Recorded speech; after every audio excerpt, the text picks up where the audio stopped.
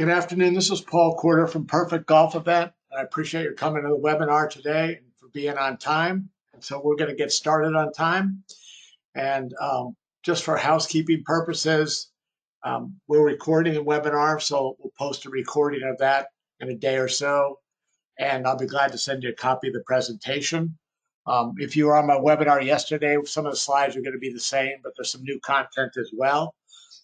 So thanks again for listening, and hopefully enjoy it. We go kind of quickly because I know you're busy, but that's why we record it, and that's why I'll give you a complete set of the information. Also, all the handouts are available on Perfect Golf Event under the resource tab, so you can download anything that we talk about.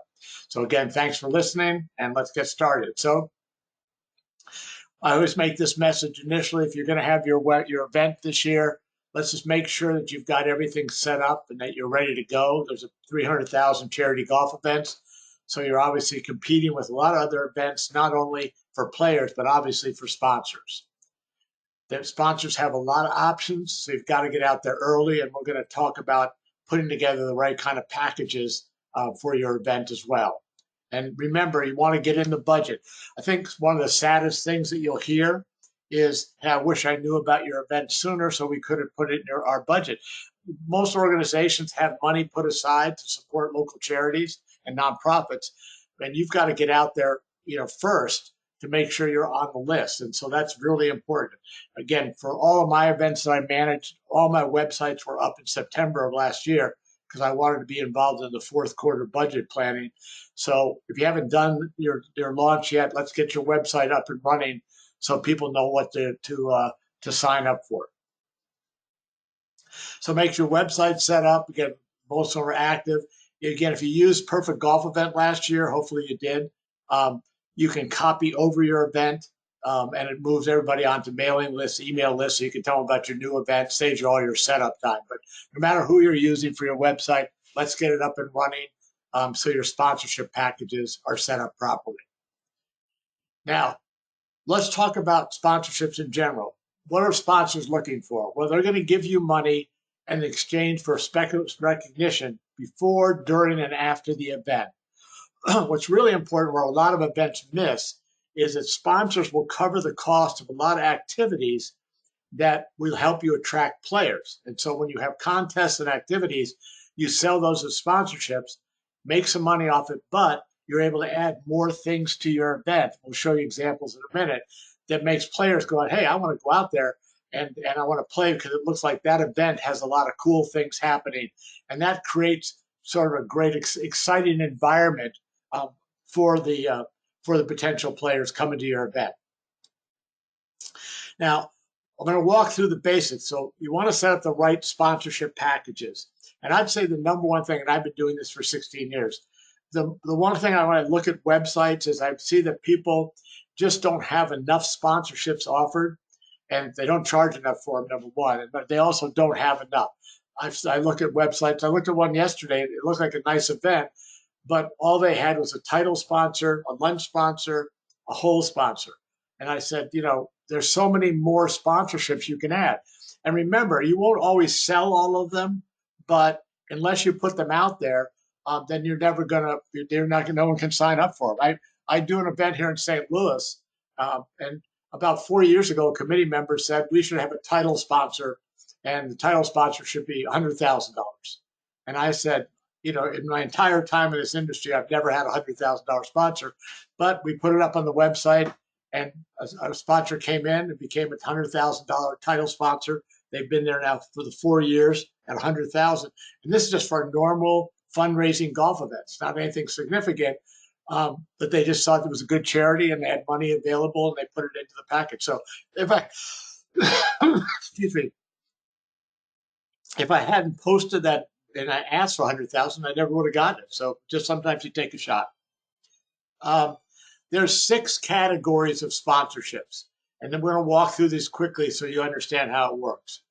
You want to set your financial goals for each of these. So when someone says, how much do you want to sell in sponsorships? And what I don't want to hear from them is, well, I want to sell as much as I can. What I explain to them, the thing to do is to say, all right, I want to sell it, but I want to sell this many in each of these different categories. And what I mean by that is this. So you've got, for example, you've got primary sponsorships. Now, golf events been around for a long time. I do an event with a university, and their event's been going on since about 1956. It's the oldest event that I work with. And I can guarantee in 1956, they had a title sponsor, and maybe a presenting sponsor, and they had a lunch sponsor. So these are the ones that most events have: title, presenting, gold, bronze, silver, they'll call it. Some will call it, Birdie, Eagle, Ace packages, but they'll have a breakfast, lunch, dinner, award reception. These are kind of the basic ones that you'll have set up for your event. I'm assuming that you probably have at least one or two of these basic ones. Where I see people miss is they don't have enough contest sponsors. So this is the other category. You want to have sponsors for your contest: hole in one, long drive, close to pin, putting, maybe a shootout, maybe $1 million shot. And so that's another area of sponsorship. So when I look at your website, I want to see you have primary sponsors, but I want to see that you've got contest sponsors. For example, so you can have hole-in-one sponsors. And again, when you look at this event, which we do we do this in the fall, you can see that they had a trip to the Masters, a golf safari, Pebble Beach, NFL. But the sponsors paid for the insurance. We do the insurance for them, but the sponsor paid for the insurance so that the players got a chance to win a trip to the Masters, paid for by this sponsor. In exchange, they got the recognition. So you want to have hole-in-one sponsors, maybe have putting contest sponsors. So contest sponsors are things you want to add to your event. You can also do some other kind of activities. I do drone drops. And I'll have them sponsored. So I do a drone drop. I do two of them on this particular event, one on the course and one after the event. But again, the sponsor pays for us to bring the drone operator in. We sell entry fees into it, make money off of it. But how cool is it to be able to say, I'm having a drone drop at my event, but I only do them when I can sell the sponsorship to cover the cost, because it's not inexpensive to do a drone drop. But if you get a sponsor to cover it, then that's great for you, and the players get something fun and exciting. And then your event is different from other events out there.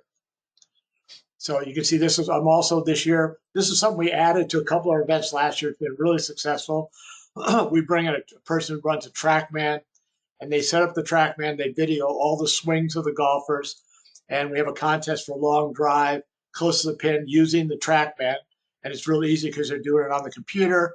And afterwards, all the players get a video of their swing, and the sponsor logo is incorporated into the video. And I can't tell you how successful this was last year. If you're interested, we have somebody that works with us on setting these up. But it was another spot. Again, you have to have a sponsor cover the cost, and then the players get to experience it and make your event special.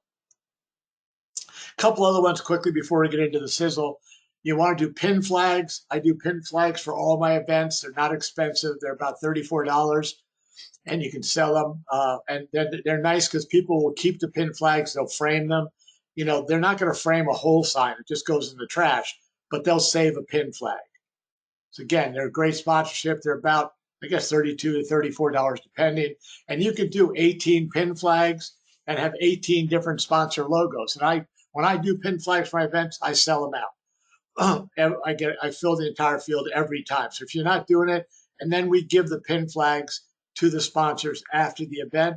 If I have a celebrity who's involved in my event, then I'll actually give the pin flags to have the celebrity sign them and give them out as sponsor thank you gifts. You can do things like sale flags. I've been using these in my event, give some special recognition for sponsors. And remember, sponsors are what I call barter sponsors. And they're the people that can do things that can offset the costs that you have. So you can get a sponsor to cover your beverages, cover your player gifts, things like that.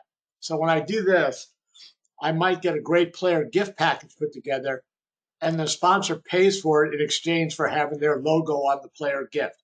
That means you're not spending any money on the player gift.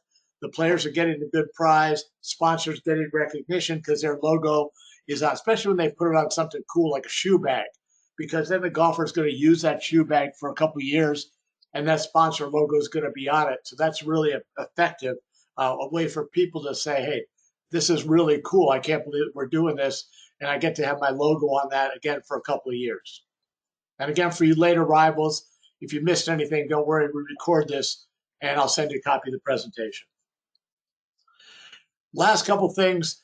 Sometimes if somebody can't afford a sponsorship, I'll ask them to donate something, and then I'll put that donated item into an auction, a raffle, use it for player prizes. So don't let anybody off the hook. When you're talking to potential sponsors, maybe a small business or a new business, say, hey, why don't you get started?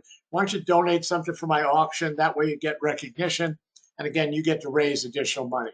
And then you can put all those, we have a new auction site that allows you to upload all your donated items. And then you can link that auction off your golf website and raise additional money. Last couple things, again, you have unique sponsorships, practice range, beverages, golf carts. If you're not using golf clings, they're a fabulous sponsorship.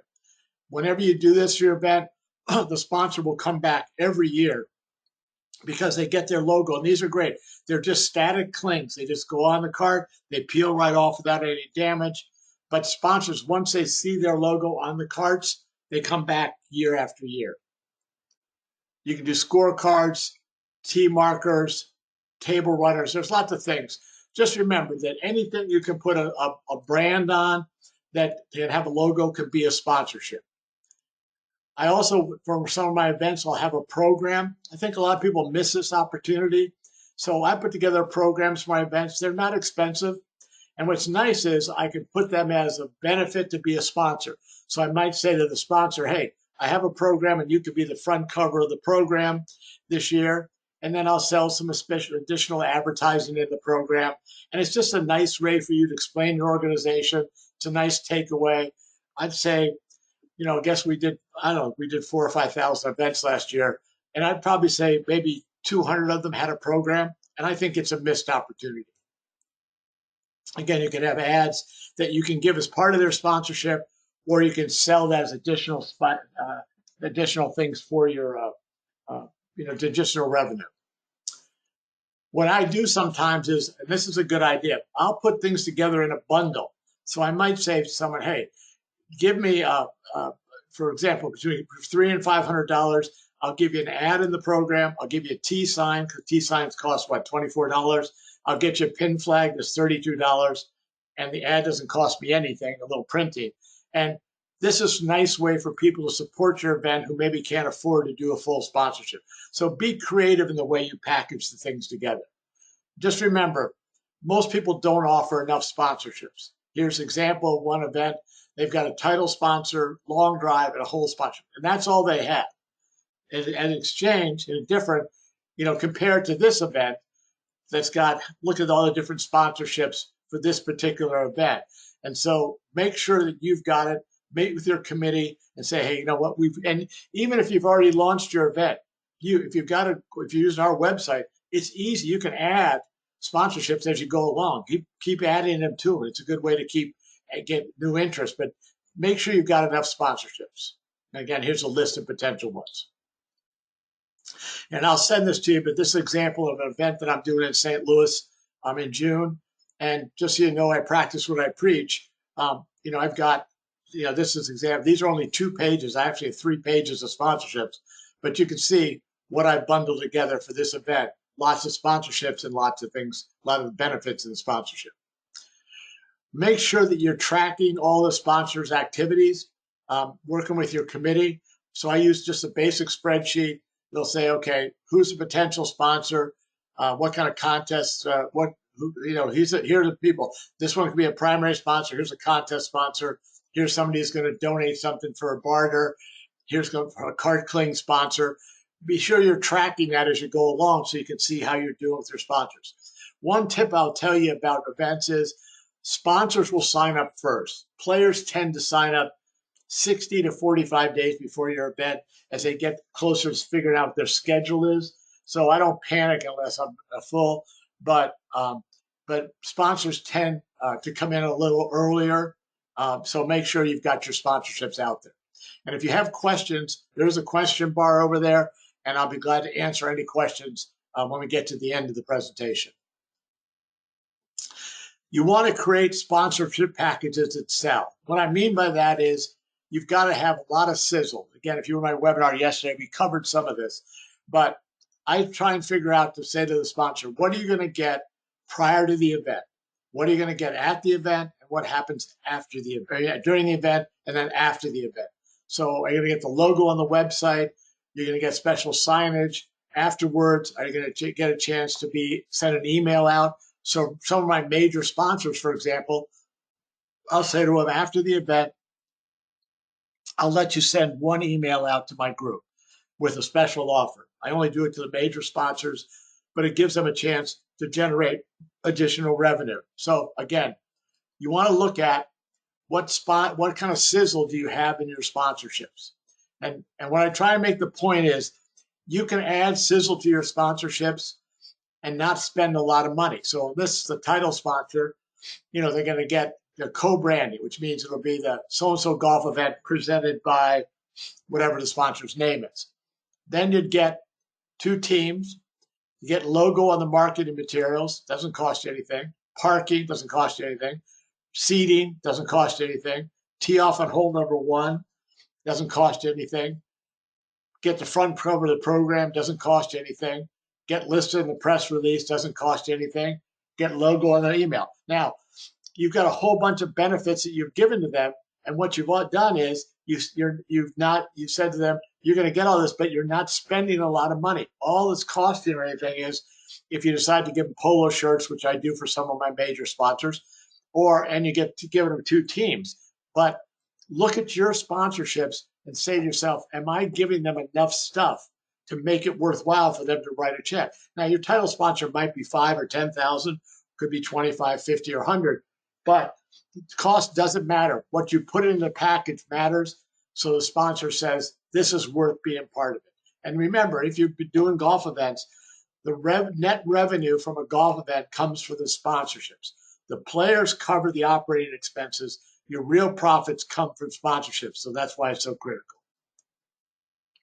And I'll be glad you can download. If you go to Perfect Golf Event, under the resource tab, you can download this, which has all the sample sponsorships. And you can change the prices to fit yourself, but at least you'll get an idea of what you should have set up for your event. Remember, if you're using Perfect Golf Event, you can upload sponsor logos right onto the website, and they can be live links. So if I click on Bay and Bay, it goes to Bay and Bay's website. A couple other tips before I get into selling sponsorships. Do some other thing, add some other benefits to sponsors. Again, I do a YouTube channel, and we do a YouTube channel to promote the event, but I also allow sponsors, if they're major sponsors, to give me a video that I can post about their business. So the restaurant might have a 60-second commercial. I'll put it on the YouTube channel and make that part of their sponsorship, but I only do it for major sponsors. I've set up trade shows. Again, what I'll do is I'll let the sponsors, again, not just the whole sponsor, they've got to be a decent sized sponsor, but if they want to bring a little booth or set up a table, giving away sample wine, cheese, barbecue, I've had massage, people can set up massage chairs to promote their spa. I've had a yoga studio that went and did basic yoga. I mean, it was really fun when the yoga studio came in, and it said, hey, come on in, we'll give you a free beginner's lesson in yoga. So again, remember this, you've been to a golf event. People are wandering around. They come to the event. They're so excited to go out there on a great day and play golf. They hit a couple of balls, and now they're waiting for tee off. Well, give them something cool to do. So why not have them interact with your sponsors so the sponsors get a benefit just from the fact that they're there? So these are the kind of things that can move your event up to the next level.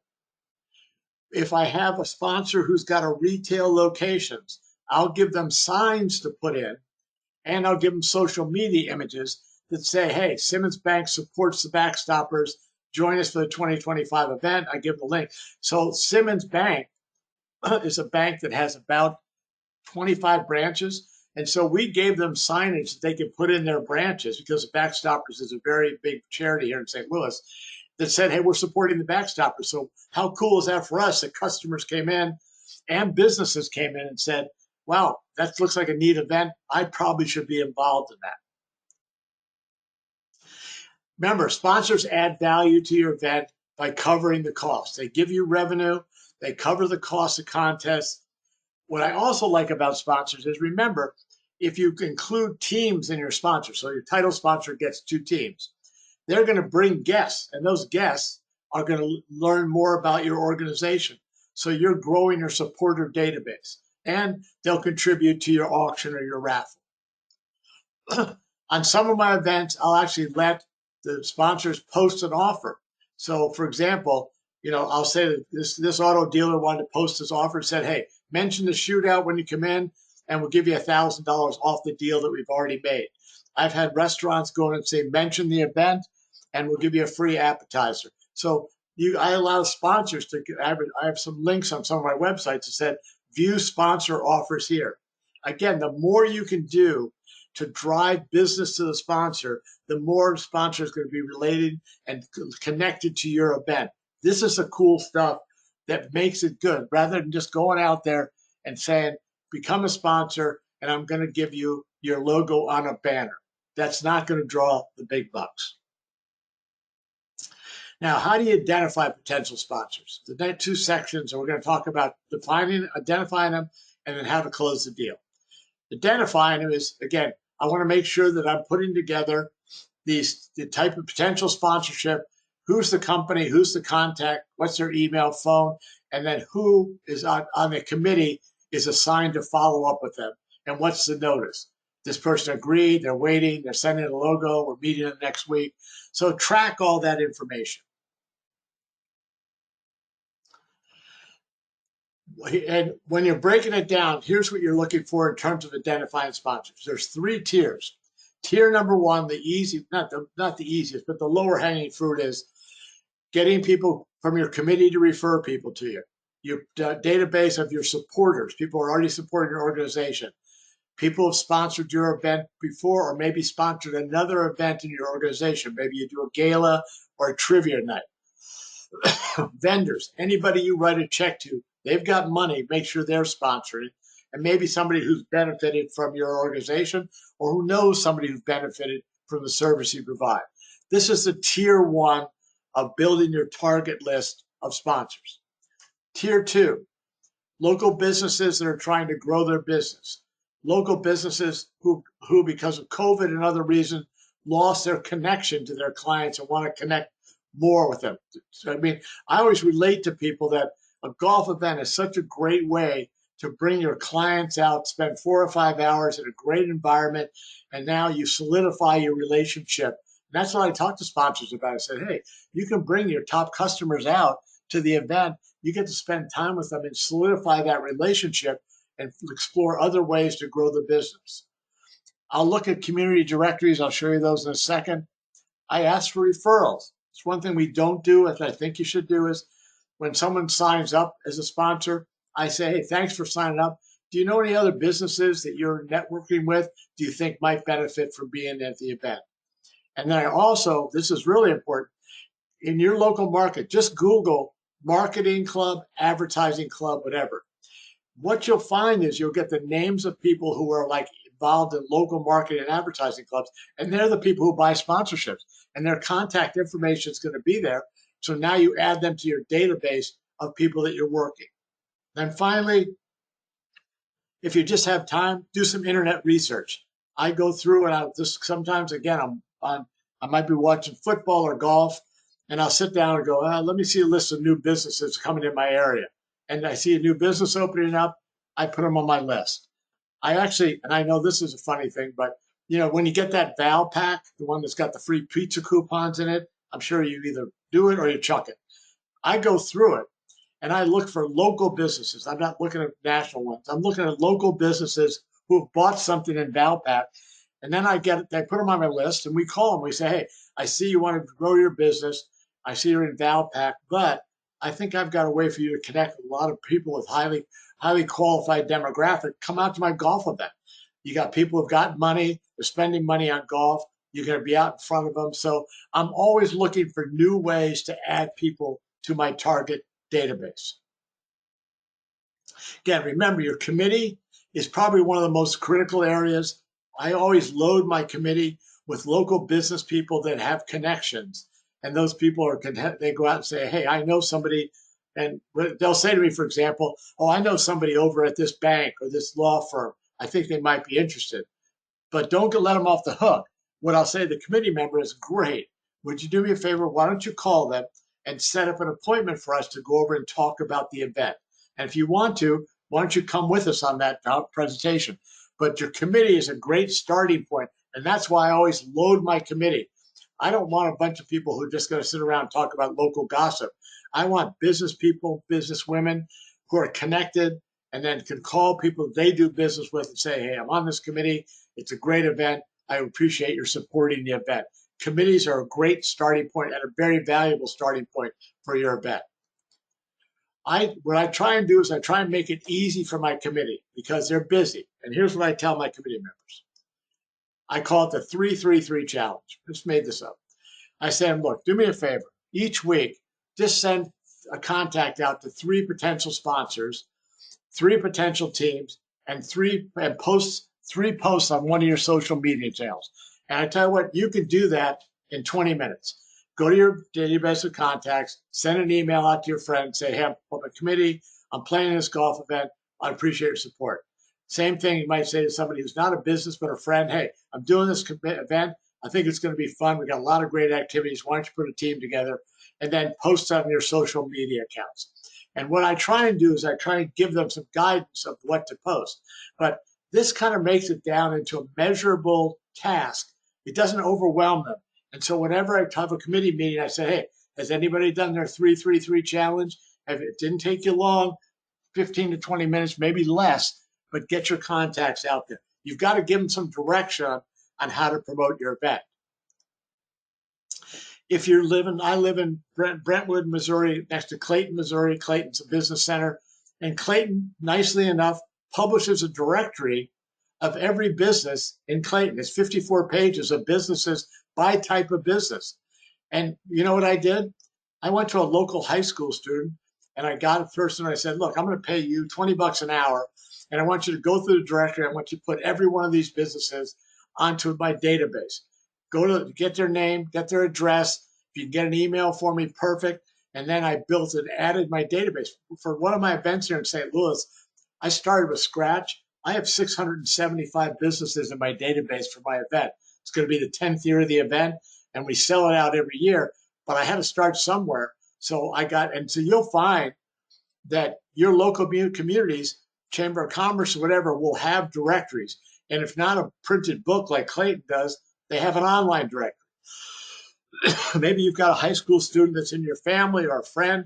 Just hire someone to say, do me a favor, I just need to add more people to my database, and let's go ahead and get them.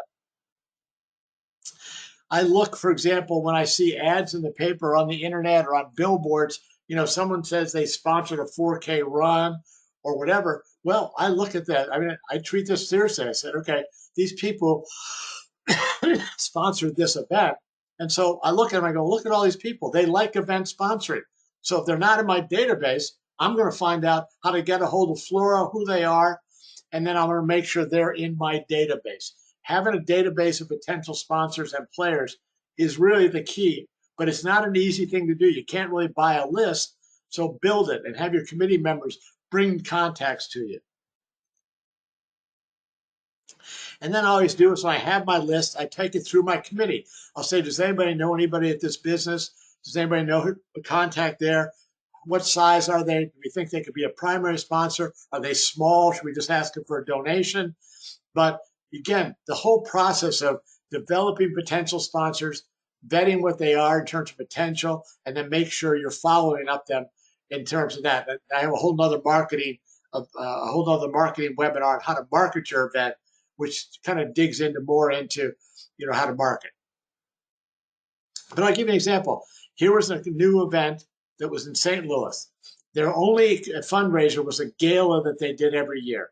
And they said, we want to do a golf event, but we don't want our gala sponsors to be the sponsors for the golf event, because then we're just switching money from the gala to the golf event. They didn't want to do that. So we worked with them, and they went out and did their research, business directories, internet searches, committee members, and they developed a list of 300 businesses And we put together a packet for them with a personal letter about the event, a brochure on the organization, a brochure on the event, link to the website, and we sent it out to 300 businesses. This was for a brand new event. And the result is they had 41 new sponsors for the golf event, including a title sponsor, a bunch of hole and pin flag sponsors. So you can do it.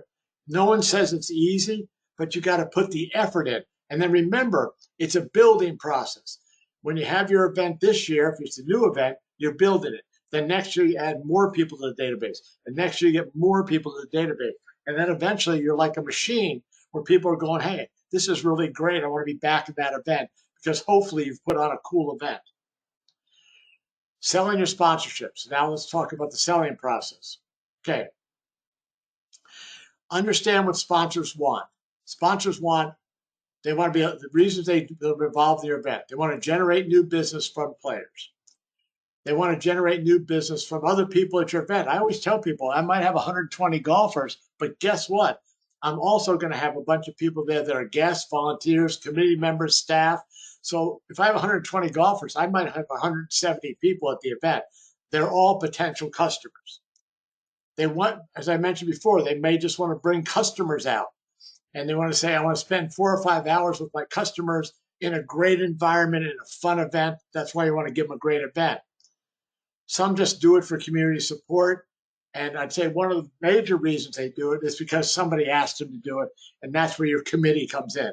So, if a committee member, if a committee member says, hey, Joe, we do a lot of business with your company, and I want you to support the golf event that I'm on the committee with. So understand there's different approaches, but you do it, but you can find the hot button for them. Now, if you do this, you're going to be in the top 0.5% of all the events out there in America. Of the 300,000, you're going to be in the top 35 events. Do a little sales training. And what I do say about this is bring somebody in that knows how to sell, a man or a woman that's on your committee or someone you know, and have a launch meeting and have somebody come in and say, hey, we're going to go out and be talking about sponsorships. And when we do that, let's talk about how to approach somebody with a sponsorship. The key is, what are you trying to accomplish? What's your objective?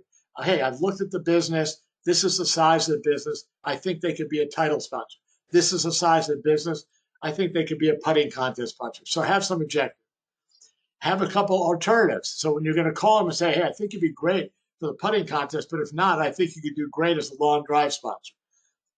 This is the most important part. Teach people to ask open-ended questions. You can't say to someone, hey, we're having a golf event in June, and we'd like to know, would you like to be a sponsor for the golf event? And then the person says, no. Well, where do you go from there? That's not how you approach it. You call somebody and you say, hey, I see that you're a growing business here in town, and I wondered how you decide how you're going to spend your marketing dollars. Then shut up. Let the person answer. And the person said, you know what? What we've decided to do this year is that we're going to try and build our business by adding 20% more customers, 20% people that we haven't done business with before that we want to bring in, and hopefully they'll become repeat customers. Well, the person just handed you the keys to the kingdom. And they say, that's perfect. I'm so excited about this because I've got a golf event coming up. And there's going to be an opportunity to introduce your business to 170 people that have money. They're at a golf event, and they're potentially could be customers for your business and become. So if you listen to people, they'll give you what you want to hear to give right back to them to help you close the deal. That's what sales works. So you listen, and then you establish follow-up steps. I think that's really interesting. Can I follow up with you in a couple of days to see how you're interested are? Can I send you some more information on the event? Whatever it is, and then follow up. I'd say that of salespeople, and I've been in sales for longer than I wanted to explain, but salespeople fail because they don't follow up. I mean, for example, about a month ago, I asked somebody to look at my house and bring out new windows. And I had a person come out. They looked at my windows. They measured. They came back. They gave me an estimate to do my windows. It was going to be like $18,000 to do my windows. And they sent me a quote. Guess what? I never heard from them again. Nobody ever called. They said, did you get our quote? What do you think about the window? I mean, I was willing to do windows, just need to be pushed a little bit. But salespeople fail because they don't follow up. So get someone to sit in front of your group. Sorry, what I do is I bring in pizza or lunch or breakfast and coffee and muffins, and we just say, here's how we're going to approach it. And then give them some tools. Give them some talking points that they can talk about. Maybe one event, a summary. How are the funds going to be used? Why should you sponsor the event? How many people are coming? Where do they live? So you can say to a restaurant, we're having the event. It's in June. Most of the people are coming within 12 miles of your restaurant. We think the average income exceeds over $100,000. They eat out 3 times a week. Sometimes you make stuff up. They don't care. And then give them some things to talk about to say why this event's going to be exciting and make it easy for them to sell sponsorships. But we don't do that. We just go out there and think that's going to happen, and that's not what happens. I do a sponsor appreciation event. And so, for example, I have a thank you. I thanked all my sponsors that were sponsors in 2024. And I said, look, we've got this is coming up June 20th of 2025. I took all my 2024 sponsors and I've invited them to come to a lunch. We're going to play 9 holes of golf. And then I'm going to talk about the 2025 sponsorship packages. So this is a great way to roll people over. This event's been very successful, but I bring my top sponsors back, have lunch, play 9 holes, talk to them about the 2025 event. So I lock them in again. So this is really important idea. Do this, could be very successful. Sometimes I actually do a preview event. I just did this for the Philadelphia Orchestra, did a big event for them. And it was a new event. And so what we did is we brought in a speaker. Turned out that we had a famous golf architect who actually lived near the golf course and designed the course. And we had a breakfast and we invited Gil to come in. And we invited people to come and hear how to design golf course architecture, how he designed the course, what to look for. It was wildly successful. I think we had 75 people there, which was more than we expected. And then we said, hey, by the way, so the event, this was May 29th that we did it.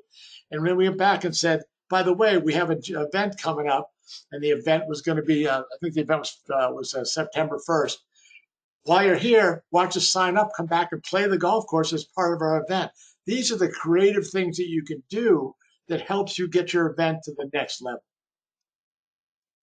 You can use a sponsor solicitation letter. I'll be glad to send you a copy of this. I put a media kit together for all my events. And again, the reason I do that, let's go back, is because I use that to convince people that this is a very serious event. And the media is not going to cover my event, but the sponsor will say to you, wow, you've got a media kit, and they know that when the dollars come in, you're a serious event. Make sure you got your website up. All your packages are set up properly so people can register. And again, go back to your website. Make sure you've got a lot of sizzle set up. You need social media images. Our staff can help you with social media images. Then you can give these to your committee members and supporters to promote your event. So use social media. And then one thing, again, if you want to be in the top 1% of all the events out there, I've been preaching this for 10 years. I can only get a few handful of events to do it. Post testimonials. If you had an event last year, go back to your sponsors and say, Jim, you've been a sponsor of the event for the last 3 years. Why do you keep coming back? And Jim will say, well, I get new customers. It's been great. Every year I add more new people. Well, Jim just gave you some wonderful stuff. Put that in your emails. Put that on your website. Put that in your solicitation letter. Get some quotes to say, Jim's come back, Jim from so-and-so landscaping or Sue from the law firm said, we come back every year because we get new clients. How cool is that? It's a great follow-up to send to someone after you've called and said, hey, what I forgot to mention, here's a list of 5 referrals and testimonials of people that have success. Please look at all these different items. Being successful in a golf event, it's not like walking in a casino and pulling the lever and in one roll, you win everything. There's got to have a bunch of levers. So you got to pull all the different ones. And when you're done, you can reach your goals. Make sure you're using my spreadsheets to set up your goals. Take last year's revenue, put in the new revenue projections, put in your expenses. And again, this spreadsheet you can download on our resource tab on Perfect Golf Event. You can also download my marketing calendar which is the calendar I use to track all my activities. I cover this in a whole other webinar on how to market a golf event. Make sure you measure and communicate. This is really important. Every Monday, I send out an email to my committee to say, hey, here's where we stand right now. We have so many teams. We have so many sponsors. Please make sure you're doing your 3, 3, and 3. Here's some things to put in your emails. It doesn't take a lot of time to keep everybody involved and moving forward. And then make sure you thank everybody and recognize success. I have an event that I do in Florida, and on my committee, literally, I have 2 people on the committee that I know are way beyond multimillionaires. I looked at one person on my committee. His salary, his final year before he retired, was $54 million in salary and bonuses, and he's on my committee. He could fund the event just by his interest off of his money, but he doesn't. He wants to have this golf event. He wants to better so people understand the organization.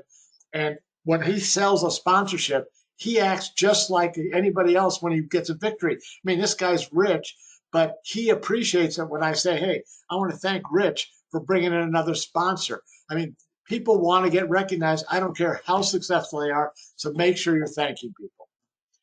All right. I know I went quick.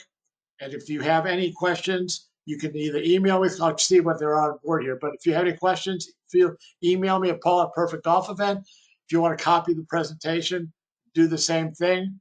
Again, people have asked, okay, a couple questions over one. Yeah, we are recording the session, so we'll put a recording up on it. Somebody asked me how many organizations do I solicit. As I said, I've got 600 businesses in my database for one of my events, but you've got to have a pretty significant. I'd say you got to have at least 100 in your starting database, and then keep building that. So, again, thanks for listening. If there's anything we do, let me know. Email me if you want to copy the presentation. Thanks for your time, and have a great event.